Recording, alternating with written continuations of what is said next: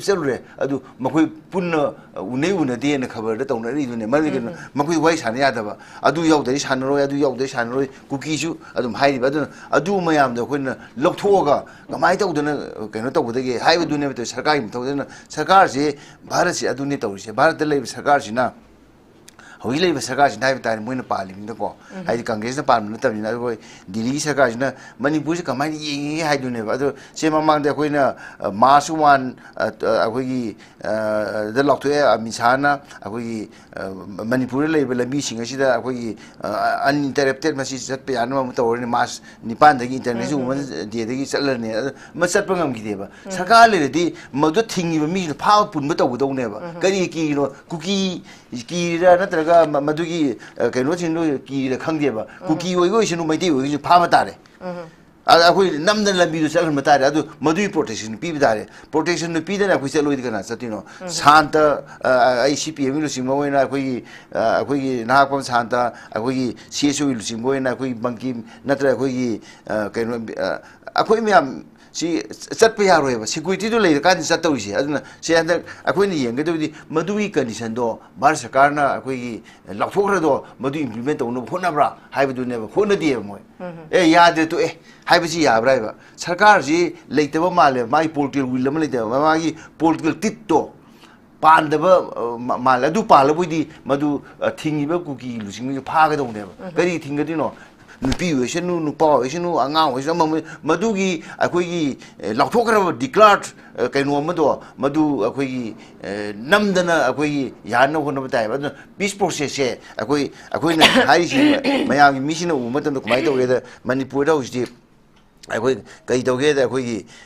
हौजी शांति दे हजलक्त्रिबा अदु अखोइना येंगदौरिदि अखोई head speech दुदि अखोई हंदग्रेबा यामना कइनो मतम मदु अखोगी चोक्थरकपदुनेबा प्रजा म्यामसे अदुगा मदु अखोइना चोक्थरकपदुनि अदुगा वायोलेंस जु अखोगी लेपखरेबा कइनो मत मदुसु अखोई चोक्थरकनेबा अदुगा अखोई शांति gi कइनोदि हौद्रिएबा वारि साबे कइनो अदुना सि म्यामसे अखोइना उरिजे मपानी मिसिनो उरिजो अखोइ असुम खरे याउरिएबा अखोई चोक्थरकपदैनेबा अखोई सोशल मीडिया कई काम म तौब खोटप नुक्ति तौमुने पृथ्वी बिदु अखोई सुमाइना अखोई यूक्रेन ग रशिया गी लांदा तौनबदि अखोई सिन हेलेबा मी मसिंजु लिखरबा अखोई सिदा अदुना मदुगी केनोजि तौरैजे केनो अखोई चोक्थबदैना अखोई चोक्थरिङै तंजा सिदा अमुसु अखोई खुदोंग चाब लौननबा अखोई सेंटर सिना अखोई तासननदि अखोई म्याम हाइसि अदुना अखोइना खनम मतमदा अखोई लेइदि फिल्म सिदा अखोई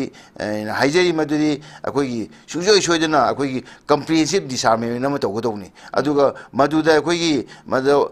अखोई सिक्युरिटी से अखोई होलिस्टिक कइनो अमा येंगा अखोई मणिपुरी खुदेमुता इरेस्पेक्टिव ऑफ मागी इथनिसिटी अमा माई रिलीजन मदुयेन मदु पिगदौनी अदुगा मरोयना अखोई डेवलपमेंट की अदगी अमा तौबगी हवि लेबा आईडीपी सिना मयुन हन्ननबसे आईडीपी से अखोई मणिपुरी गवर्नर भलानसु उनेमा मनसुय अदि मपाई लाकपना मीनसु उने अदि मोइन हाइजे अखोइना लेजरम मफमदा चुआचामपुर गी सेलको मिसि चुआचामपुर हनजगे मोरे मिसिना मोरे हनजगे अदुगा मणिपुर चेंगिबा इम्फाल चेंगिबा कांगुना इम्फाल हनजगे हाइबने अदु मदुदा प्रोसेस कमाइ तौबदगी हाइबदुनि अदुना आइना सुम खनबदा ngसाइगी अखोइ ngasi केनो हाइदो अखोइ केनोसे डिलिबरेटली प्रोलॉन्ग तौहलब्रा हाइबसे मसी क्वेश्चन जे अखोइगी हाइदि सरकार पालक्तब मानबदो मदुगी वाफमजे अदु लाएबा अदुना मसी बंकिनसु मसी थवोइना मसी लोशनगे याउना लोशनदबगी ममी एमा ताइ हाबसे मखोगी बंकिना थंबिरी अदुमा पुंगसी पुकचरीबा टॉपिक सिदा लाक्चरकांदा ओजा शांता दैना लाक्चनिंग सी खुगी था कुनगा था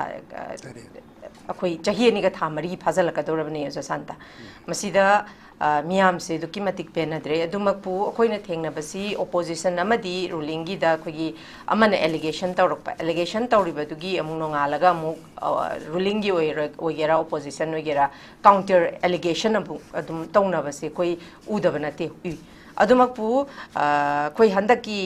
राहुल गांधी ना पार्लियामेंट अखोगी बोट चोर की मतंगदा पुथोरकिबा मतंगदा अखोगी तोंगान तोंगान बा अखोगी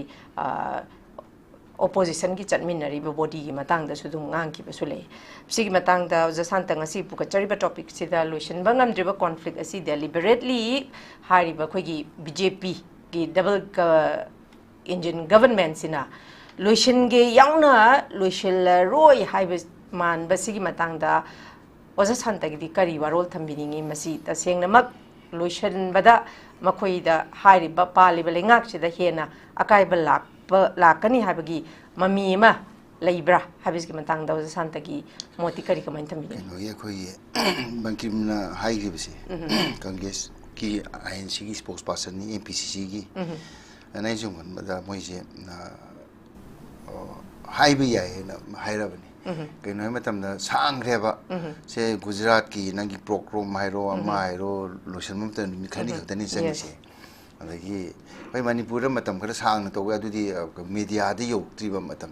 social media gi yamni active oi dingi matam 90s se agui paung keno na Dorendo na sakar pair matam da agui naga ko gi to na ba dudi keno ji active uram ni social media dai triba Manipur haidi 1993 94 dai tawriba mayam dam ta leiting khabar na su yong da bungam da ma to da ba adu me hojiti yamna se khoi gi se ai ga khoi gi santa ga khoi bankim ga khoi gi keno ga kan ji ke khoi me wai sani je huti ekta keno to do ne ba ekta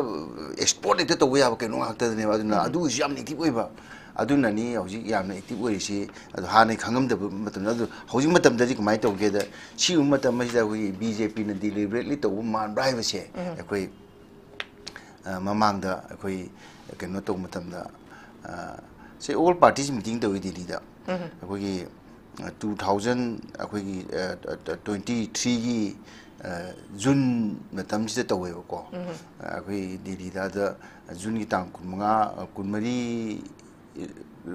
kunmina da kunto da ro muni ko tawse matam da Manipur gi chief minister se baton taw de ba aduga Manipur gi BJP lusing bam da baton taw de ba tawda with BJP lusing basing sine taw do se matam da khoi live phawam na khoi Delhi da whole opposition party gi akoi yankhai humpu se Delhi da thamu ne khoi lei se prime se unane muktana aduna madu kaino tawri do kai no hai matam da khoi gi adu matam da khoi kari Manipur gi hon se akoi maru haiba tare maru birian ji yon ga done ba maru ni mana khoi Manipur gi sasan pai bane ba BJP ni ju pai bane ba Manipur gi pau ji mana tam ga done ba adu Manipur gi pau tam bina ba mate yau gi de ba aduna akoi BJP mohuse akoi amisana adu ate te kangun singre aduga Congress di am phaba mana Congress akoi hali ngo akoi bobi akoi CLP lusing ba Congress si ma yau lei adu Congress na khanra kan Manipur gi su da khanna tar di akoi na khanna ba yaroi ibobi na khanna ga dongne na mangonda interest tawraga ma yahole ba adu Manipur gi chaliba political party akoi ma mayam je akoi loi lei ni irrespective of matam de loi lei ne ba adu akoi gidi akoi mai central leadership to loina kawi aduga matam da DMK yawi AIDMK yawi BRS yawi ade NPP gi akoi kaino yawi akoi gi unari do ade ate kaino gi Tinamul yawi loi yawi CPI CPM gi yawi akoi gi John Bita sena ma yawi aduna mo loini yaw kana Manipur se ibo bi na represent tawe ko aduna moidi madu khalle ba Manipur gang ta di bo is the best man is been to ne BJP gi di akoi maru biren su yahon bide sada su yahon bide kana amata yahon bide ba na akoi Manipur si khaktang akoi senatana party si bau da BJP gi Manipur unisi into obra haibe gi kaino ne ba aduga akoi na se amana biren da akoi na 2024 gi January tangkun ma thoi sida bangonda koi party loina mangna including MPCC adagi nang CPI CPM political party tar moi hoisami nariba in kaino gi JDU gi lusing masing jauna signature tawraga koi myam pulak unaraga CM gi Bangalore da nungdang waram sida koi piye ba kai hagi da Manipur da koi gi Modi je to kobiu koi chatpada mana kaino tawroktabina adu nangna tawbiu hai na madui pakhu ma tawne sungdong tawda ba aduna akoi tawsidi mana hairaga BJP ya sumna kan ya dabra adu ma inthokpra haibasi ne koi khangdise akoi kari Manipur gi chief minister koi kari nushi roi deino Manipur gi thabak tawro boide adu ama sulai ina koi Manipuri Sim says, Aquimia Manda, Yam Tina Takiba, Aqui Canona, Aqui Amisana, Magimum, the which are Baril, so even Yagido, might together Aqui party Mangagi, Lusimba, Sing Sangwani, Sangbash, the Aqui Yamba, Aqui Joy Habatare, NPP, President Yauribani, at the Aqui Canogi, Congressi, Aqui. Ratan Yawi, May Pangi Hani Mantiuramba, at the Aisham Yawi, at the Simser Yawi, at the Aim to be Yawi Ma, Shipshana Yawi. Other was the Aqui among the Aqui Simser, the same Cusado, Yam White of Haitare, Adugi, Tolo to the Aquim Sang the Kagito, Dopamani, a Kung Polo Holy, and Haido, Aduga Aquina. Many Baraki Prime is Unapa, Adu Homes Una, Panamuna Levoqua, Aduga Congressi, the INC, the Kumaito together. Adu my wife harm died, Congressi losing, but say Aqui, Evo be Sims away, Matamisico, Marzi Hana Coxella, Kakeno, Han. Should be a more Hatang Minimataram Canevo. I do so none of a quay seems a quay may among the say. Langila Lusum, get you a quick losing many equipment push Bento in a do Yadia, I do any I'm gonna a missage, Mu with Humi Pandabra, a quick losing, but say the saver, Santa do never told you. Say he didn't go. Even in my partner, we say, Maroon Pangim among the saying dear, to me, Santa do the Bankima do that, and say, not open never do. Madi Hector, a Mishanto, Mamika, the lock to order the gay, however, I do, Gainumatan. A sing with the Malak and Haizania Mishana. Nunkari like have the Lapidris how you maleva. At the manner, a Mishana, the I was the I know telephone to with Parati Hive never. I could Marubi and Haji. I should mind the cold bit of the Shina. Carrying a cold of the Nana, we pie the Nangy cold bit, and pike drive. She was my high driver. Yam Satin and Manipur, she had BJP na pairpo matamsida BJP leadership moiga pura hekta aduna madui kibaduna hojifo kiba male BJP lusing basina prime minister to lapi webse moi machinde amata haidreba BJP leiba MLA kunthani thoi makhui chawliba mayam toroga pulapna akoi yankhai manga haitare makhui mayam sina punna hoi akoi ga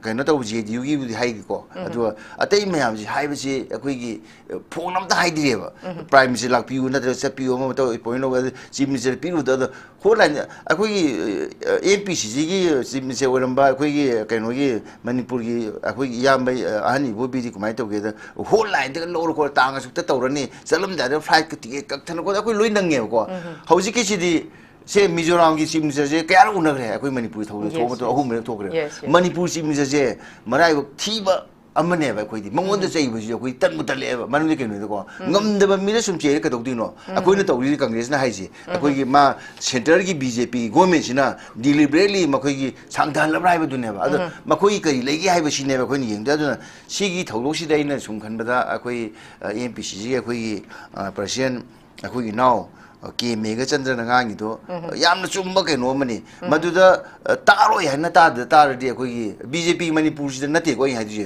center na madu tabi ge dong ne ba adu Manipuri BJP lusing ba sing si yan matu sona haidi makoi na makoi lusing bo khallaga sarkar semje hai bo ngamdra ba ne ba adu yam son gra ba duna ason mi dan jan je re ka dogdino a koi ni la ka do ji sa da koi ni la ka do ji adu moi de je rubika na de center da Manipur BJP unit adu Manipur gi MPCC party, a party, loin mose, irrespective of my ideological differences, political differences, caste differences, loin the roco, Punelong in the Matamama, your privacy, I am around here. Okay, thank you very much. Kuyuja Santa Ketrimium, the Laxage. Also Santa Nakalamarum, the Miamse, Pen Badi, the Kimatic Penadren, Dumapu, Kugi allegation. Topic sumangai koi na pukhat pa matam da oza santa hojik se topic se conflict siga mari leina da topic ame ta pukhat ke ba bankin oza santa kanam yengwe ba haidi kana baya ba economic ki bo oiro amagi bo oiro miyam gi life gi tang mamai chum baya ba pukhat ke ba miyam si yengwe ba adugi mathakta kana gumba na su khoi da dung hang ba yauri ni Karigino conflict layering I meraxida here na siumba topics he pukalisi karigino hai matamda a koisu media channel ama layri banina lingi banina viewers na yeng bai se masi akhoi gi pandam neba ꯑꯗꯨꯃꯛꯄꯨ ꯑꯩꯅ ꯑꯣꯖꯥ Santa ꯈꯦꯇ꯭ꯔꯤ ꯃꯦꯝꯗ ꯂꯥꯛꯆꯅꯤꯡꯉꯤꯁꯦ ꯑꯣꯖꯥ ꯑꯩꯈꯣꯏꯒꯤ allegation opposition ꯑꯃꯗꯤ ꯔꯨꯂꯤꯡꯒꯤ ꯑꯩꯈꯣꯏꯒꯤ allegation ꯑꯃꯅ ꯇꯧꯔꯒ ꯑꯃꯨꯛ ꯀꯥꯎꯟꯇꯔ ꯑꯦꯂꯤꯒꯦꯁꯟ ꯇꯧꯕꯁꯦ ꯇꯧꯋꯦ ꯑꯗꯨꯕꯨ ꯑꯣꯄꯣꯖꯤꯁꯟꯒꯤ ꯔꯦꯁꯄꯣꯟꯁꯤꯕꯤꯂꯤꯇꯤ ꯃꯥꯒꯤ ꯃꯊꯧꯁꯦ ꯑꯗꯨꯛꯀꯤ ꯃꯇꯤꯛ ꯆꯥꯎꯋꯤ ꯂꯩꯕꯥꯛ ꯑꯃꯗ ꯂꯩꯕꯥꯛ ꯑꯃ ꯄꯥꯜꯂꯒꯗꯤ ꯑꯩꯈꯣꯏꯒꯤ ꯍꯥꯏꯔꯤꯕ ꯒꯨꯗ ꯒꯕꯔꯅꯥꯟꯁ ꯑꯃ ꯂꯩꯍꯟꯕꯗ ꯑꯩꯈꯣꯏꯒꯤ ꯑꯣꯄꯣꯖꯤꯁꯟꯒꯤ ꯔꯦꯁꯄꯣꯟꯁꯤꯕꯤꯂꯤꯇꯤꯁꯦ ꯑꯗꯨꯛꯀꯤ ꯃꯇꯤꯛ ꯆꯥꯎꯋꯤ ꯑꯁꯣꯏꯕ ꯈꯨꯗꯤꯡꯃꯛ ꯁꯤꯗ ꯁꯣꯏꯔꯦ ꯁꯤ ꯇꯧꯔꯦ ꯈꯣꯠꯂꯦ ꯍꯥꯏꯕꯁꯤ ꯑꯣꯄꯣꯖꯤꯁꯟꯒꯤ ꯃꯥꯏꯀꯩꯗꯒꯤ ꯂꯥꯛꯀꯗꯕꯅꯤ ꯑꯗꯨꯃꯛꯄꯨ ꯁ꯭ꯇꯦꯠꯀꯤ ꯃꯦꯁꯤꯅꯔꯤ ꯁꯤ ꯐꯦꯜ ꯑꯣꯏꯁꯜꯂꯛꯄꯅ ꯃꯔꯝ ꯑꯣꯏꯔꯀꯥꯟꯗ ꯑꯩꯈꯣꯏꯒꯤ ꯀꯣꯟꯁꯇꯤꯇ꯭ꯌꯨꯁꯅꯦꯜ ꯀ꯭ꯔꯥꯏꯁꯤꯁ ꯂꯩꯔꯛꯄꯅ ꯃꯔꯝ ꯑꯣꯏꯔꯀꯥꯟꯗ ꯑꯩꯈꯣꯏ ꯄ꯭ꯔꯦꯁꯤꯗꯦꯟ ꯔꯨꯜꯁꯦ ꯂꯩꯔꯦ ꯑꯗꯨꯃꯛꯄꯨ ꯍꯧꯖꯤꯛ ꯑꯩꯈꯣꯏꯒꯤ ꯑꯣꯖꯥ ꯁꯥꯟꯇꯅ ꯍꯛꯄꯅꯗꯤ ꯑꯩꯈꯣꯏ ꯂꯩꯔꯤꯕ ꯔꯤꯄ꯭ꯔꯖꯦꯟꯇꯦꯇꯤꯞꯁꯦ ꯑꯩꯈꯣꯏꯅ ꯊꯥꯒꯠꯈꯤꯕ ꯔꯤꯄ꯭ꯔꯖꯦꯟꯇꯦꯇꯤꯞ ꯉꯥꯛꯇꯅꯤ ꯑꯗꯨꯃꯛꯄꯨ ꯇꯁꯦꯡꯅ ꯊꯥꯒꯠꯈ꯭ꯔꯤꯕ ꯔꯤꯄ꯭ꯔꯖꯦꯟꯇꯦꯇꯤꯞꯁꯤꯡꯁꯤ ꯃꯈꯣꯏꯅ ꯇꯨꯃꯤꯟꯅ ꯂꯩꯈꯤꯕ ꯍꯥꯏꯕꯁꯤ ꯑꯣꯖꯥ ꯁꯥꯟꯇ ꯃꯁꯤꯗ ꯃꯈꯣꯏꯅ ꯇꯨꯃꯤꯟꯅ ꯂꯩꯈꯤꯕꯁꯦ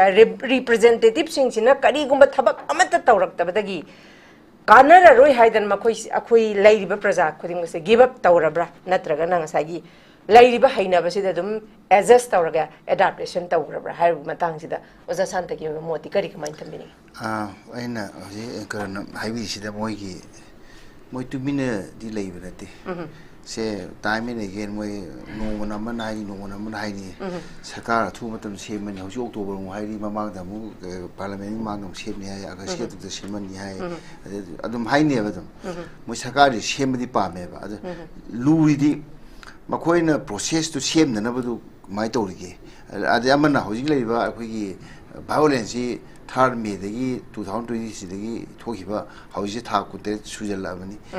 ꯁꯤꯒꯤ ꯃꯇꯝꯁꯤꯐꯥꯎꯗ ꯃꯈꯣꯏꯅ ꯀꯃꯥꯏꯅ ꯇꯧꯒꯗꯒꯦ ꯍꯥꯏꯕꯁꯦ ꯃꯣꯏꯒꯤ ꯃꯣꯠ ꯑꯝꯇ ꯂꯩꯇꯕ ꯃꯔꯝꯗꯤ ꯀꯩꯅꯣ ꯍꯥꯏꯗ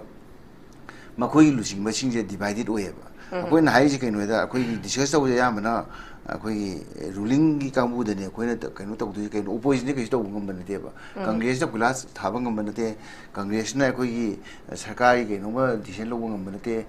ꯀꯪꯒ꯭ꯔꯦꯁꯅ ꯑꯩꯈꯣꯏꯒꯤ ꯁꯦ ꯀꯨꯀꯤꯒꯤ ꯂꯨꯆꯤꯡꯕꯁꯤꯡ ꯃꯩꯇꯩꯒꯤ ꯂꯨꯆꯤꯡꯕꯁꯤꯡ ꯄꯨꯟꯅ ꯋꯥꯔꯤ ꯁꯥꯟꯅꯍꯟꯕ ꯉꯝꯕ ꯅꯠꯇꯦ ꯑꯃ ꯅꯠꯇꯦꯕ ꯁꯤꯗꯤ ꯁꯔꯀꯥꯔ ꯄꯥꯏꯔꯤꯕ ꯀꯥꯡꯕꯨꯗꯨꯅ ꯇꯧꯒꯗꯧꯅꯦꯕ ꯑꯗꯨꯅ ꯁꯤꯒꯤ ꯃꯇꯥꯡꯗꯗꯤ ꯑꯩꯈꯣꯏꯗꯤ ꯑꯩꯅ ꯉꯁꯥꯏ ꯃꯃꯥꯡꯗ ꯐꯥꯔꯁ ꯔꯥꯎꯟꯗ ꯍꯥꯏꯖꯈꯤꯕꯗꯣ ꯑꯣꯄꯣꯖꯤꯁꯟ ꯄꯥꯔꯇꯤ ꯄꯨꯝꯅꯃꯛ ꯏꯟꯀ꯭ꯂꯨꯗꯤꯡ ꯑꯩꯈꯣꯏꯒꯤ ꯑꯦꯟ ꯗꯤ ꯑꯦꯒꯤꯗ ꯌꯥꯎꯔꯤꯕ ꯑꯩꯈꯣꯏꯒꯤ JDU ꯌꯥꯎꯅ ꯑꯩꯈꯣꯏ ꯃꯅꯤꯄꯨꯔꯒꯤ ꯀꯩꯅꯣꯁꯤꯗ ꯆꯤꯐ ꯃꯤꯅꯤꯁꯇꯔꯁꯤꯗ ꯑꯩꯈꯣꯏ irrespective of my political ideological differences ado thamdana akoi prime minister wai sanana honasi haidu haijagrabaneba ado haiji ko mai akoi manakta mari na hidam nateba keno akoi na yaningdra baleba ki keno ne to ba sim se akoi ko mai haidu dinu na akoi na haidi maje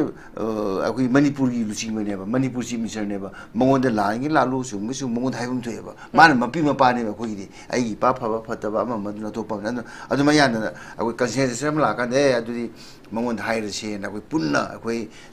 aiba akoi masai na ji January tam kun ma thoi 2000 akoi 24 je pi baneba madu akoi political party tara gi mohsing duna mayam duna mai magi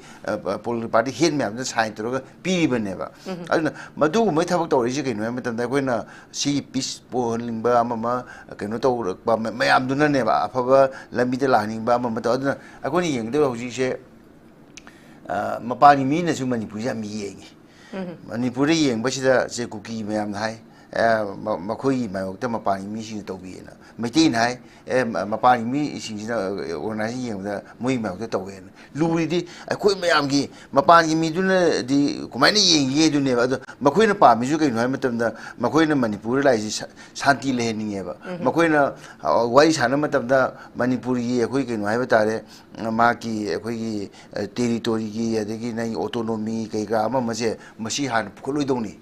madu loina subside tawra tham wai ji kwai hobodone na hairiba moisu mot piriba neba akoina sel wai sana se raga wai sana tardi se akoina akoi phirana du go dawni akoi kasina du go dawni si oi puseldi wai sana natreba adu nagaji akoi 2015 da akoi naga framework agreement ki violation program di adugi neba haidi bai sampai yaurga akoi wai sabe yadeba akoi loina handona bataiba akoi meite na kharsu khara no batai adi kuki sing khara handok batai adu wai sana teben famine natadi teben wai sana ya aduna ne akoi mamang da akoi MHA अखोई ministry of home affairs ना अखोई कौदना मणिपुरी कुकी सिंह मणिपुरी मैतई की अखोई सेसु सिंह में police चलुरे अदु मखोई पुन्न उन्हें उन्नति ने खबर द तौना रि दुने मरि के मखोई वाई साने यादबा अदु याउदरी सानरोय कुकीसु अदुम हाइरि अदु मयाम द अखोई लौथोगा कमाई तौदना कनो तौबदगे हाइबे दुने बत सरकार तौदना सरकार से भारत से अदुने तौरिसे भारत ले सरकार सिना हौजी लेब सरकार सिना हाइबे तारे मोइन पालिमिन को हाइदि कांग्रेस न पालन नतबिना अखोई दिल्ली सरकार सिना मणिपुर से कमाई येंगे हाइदुने अदु से ममांग दे अखोइना मार्च 1 अखोई द लौथोए मिसाना अखोई मणिपुर लेब लंबी सिंग असिदा अखोई अनइंटरप्टेड मसी चतपे यान म तौरने मार्च 9 दगी इंटरनेशनल वुमन डे दगी चलरने म चतप ngam सरकार लेदि मदु थिंगिबा मी फा पुनबा तौबदौनेबा करी कीनो कुकी कीरा नत्रगा मदुगी कनो सिनु की खंगदेबा कुकी ओइगो सिनु मैति ओइगो फामा तारे अखोई नमदन लंबी चल तारे अदु मदुई प्रोटेक्शन पीब तारे प्रोटेक्शन पीदना अखोई चलोइद कना चतिनो शांत आई CPM लुसिंग मोइना अखोई नागपम शांत अखोई CSO लुसिंग मोइना अखोई बंकिम नत्र अखोई कनो अखोई म्याम सी चतप यारोयबा सिक्युरिटी दो लेर कान चतौरिसे अदुना से हंदक अखोइना येंगदोदि मदुई कंडीशन दो भारत सरकार ना अखोई लाथोखरदो मदु इंप्लीमेंट तौनो होनाब्रा हाइबदुनेबा होनदिए मोय ए यादे तो ए हाइबसी याब्राइबा सरकार जी लेतबा माले माई पोलिटिकल विल अमा लेतबा मागी पोलिटिकल टिटो पांदबा माल अदु पालबुदी मदु थिंगिबा कुकी लुसिंग फागदौनेबा करी थिंगदिनो नुपी ओइसनु नुपा ओइसनु आंगां ओइसनु मदुगी अखोइगी लाथोखरबा डिक्लार्ड कइनो अमदो मदु अखोइगी नमदना अखोइगी यानो होनबा ताइबा पीस प्रोसेस से अखोइना हाइसि मयामगी मिसिना उ मतन कुमाइ तौरेदा मणिपुर हाउसदि अखोइ कई तौगे द अखोइगी हौजि शांति दे जलक्रीबा अदु अखोइना येंगदौरिदि अखोइ हेड स्पीच दुदि अखोइगी हंदगरेबा यामना कइनो मतन मदु अखोइगी चोक्थरकपदुनेबा प्रजा म्यामसे अदुगा मदु अखोइना चोक्थरकपदुनि अदुगा वायोलेंस जु अखोइगी लेखरेबा कइनो मतन मदुसु अखोइ चोक्थरकनेबा अदुगा अखोइ शांति गी कइनोदि हौद्रिएबा वारि साबे कइनो अदुना सि म्यामसे अखोइना उरिजे मपांगी मिसिनो उरिजो अखोइ असुम खरे याउरिएबा अखोइ चोक्थरकपदैनेबा अखोइ सोशल मीडिया कई काम म तौब खोप नुक्ति तौमुने पृथ्वी बिदु अखोइगी सुमाइना अखोइगी यूक्रेन ग रशिया गी लांदा तौनबदि अखोइ सिन हेलेबा मी मसिंजु लिखरबा अखोइ सिदा दुना मदुगी केनोजि तौरैजे केनो अखोइ चोक्थबदैना अखोइ चोक्थरिङै तंजासिदा अमुसु अखोइगी खुदोंग चाब लौननबा अखोइगी सेंटर सिना अखोइगी तासननदि अखोइ म्याम हाइसि अदुना अखोइना खनबा मतमदा अखोइगी लेइदि फिल्म सिदा अखोइ हाइजरि मदुदि अखोइगी सुजोय सोइदना अखोइगी कंप्रिहेंसिव डिसआर्मेमेंट नम तौगदौनी अदुगा मदुदा अखोइगी मदो अखोइ सिक्युरिटी से अखोइ होलिस्टिक केनो अमा येंगा अखोइगी मणिपुरी खुदेमुता इरेस्पेक्टिव ऑफ मागी इथनिसिटी अमा माई रिलीजन मदुयेन मदु पिगदौनी अदुगा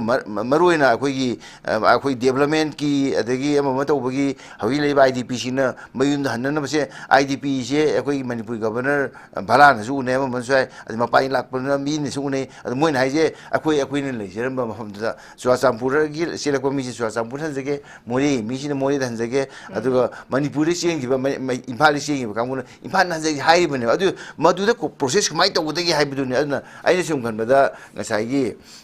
अखोइ ngasi केनो हाइदो अखोइ केनोसे डिलिबरेटली प्रोलोंग तौहलब्रा हाइबसे मसी क्वेश्चन जे अखोइगी हाइदि सरकार पालक्तब मानबदो मदुगी वाफमजे अदु लाएबा अदुना मसी खुदि मजे अखोइना येखाइबा कुमाइना पिगदि हाइतारदि मणिपुर लेरिबसे इंक्लूडिंग सु तौनरिबा मैतै खंगदे कुकी खंगदे